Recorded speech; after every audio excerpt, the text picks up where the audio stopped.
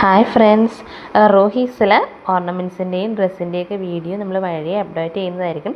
ഇത് ഞാൻ ചുമ്മാ വീട്ടിലിരുന്നപ്പോൾ എനിക്ക് കുക്കിങ്ങിൻ്റെ വീഡിയോ ഒക്കെ അപ്ലോഡ് ചെയ്യണമെന്ന് തോന്നിയപ്പോൾ ചെയ്ത കാര്യമാണ് കേട്ടോ. ഇത് റെസിപ്പി ഒന്നും അല്ല, ഇത് ഞാൻ വീട്ടിൽ സാധാരണ ചെയ്യുന്നൊരു കാര്യമാണ്. അത് നിങ്ങളുമായിട്ടൊന്ന് ഷെയർ ചെയ്യാമെന്ന് വിചാരിച്ചു.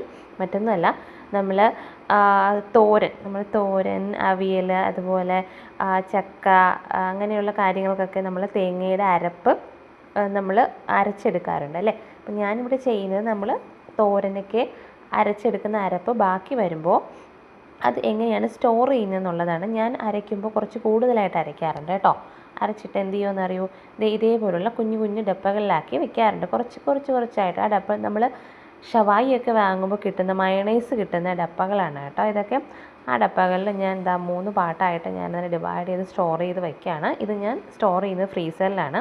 ഫ്രീസറിൽ വയ്ക്കുമ്പോൾ അത് കേടുകൂടാതെ നമുക്ക് ഒരുപാട് ദിവസം ഇരിക്കും കേട്ടോ. അപ്പോൾ നമ്മൾ തോരനൊക്കെ വയ്ക്കുമ്പോൾ പെട്ടെന്ന് തന്നെ നമുക്ക് ഇതിൽ നിന്ന് ഒരു ഡപ്പ എടുത്ത് നമുക്ക് അതിലോട്ട് ഇടാൻ പറ്റും. ഈ ഇരിക്കുന്ന ടിന് ഐസ്ക്രീം ഒന്നുമല്ല കേട്ടോ, ഇതിൽ ബാക്കി വന്ന തേങ്ങ ചിരകിയതാണ് കേട്ടോ വച്ചിരിക്കുന്നത്. ഒരു കുഴപ്പവും വരില്ല, ഫ്രീസറിൽ വെച്ചാൽ കേടുകൂടാതെ ഇരിക്കും. ഈ ടിന്നിലൊക്കെ ഉള്ളത് അതേപോലുള്ള ഓരോ ഐറ്റം ആണ്.